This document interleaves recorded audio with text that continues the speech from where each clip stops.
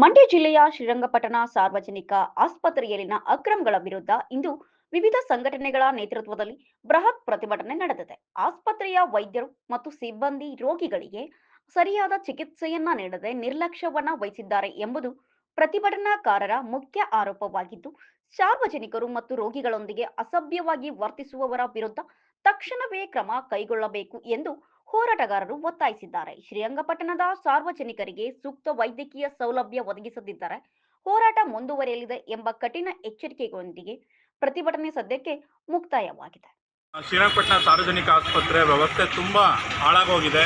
ಈಗಾಗಲೇ 3 ತಿಂಗಳ ಹಿಂದೆ ಮನವಿ ಕೊಟ್ಟಿದ್ವಿ. ಸಾರ್ವಜನಿಕ ಆಸ್ಪತ್ರೆ ಬರ್ತಾ ಇರುವಂಥ ಹಿರಿಯರಿಗೆ, ವೃದ್ಧರಿಗೆ ಹಾಗೂ ಮಹಿಳೆಯರಿಗೆ, ಮಕ್ಕಳಿಗೆ ಭಾರಿ ಅನಾನುಕೂಲ ಆಗ್ತಾ ಇದೆ. ಸೂಕ್ತ ಚಿಕಿತ್ಸೆ ನೀಡ್ತಾ ಇಲ್ಲ. ಬರುವಂಥವನ್ನ ಸುಮ್ಮನೆ ಅಲ್ದಾಡಿಸ್ತಾ ಇದ್ದಾರೆ. ಜೊತೆಗೆ ಏನಾದ್ರು ಒಂದು ಸಣ್ಣ ಪುಟ್ಟ ಜಾಸ್ತಿ ನೋವು ಅಥವಾ ಏನಾದ್ರು ಅಂದ್ರೆ ಸಾಕು ಮೈಸೂರು ಬಸ್ ಕಳಿಸ್ಬಿಡೋದು. ಮತ್ತು ನಮ್ಮ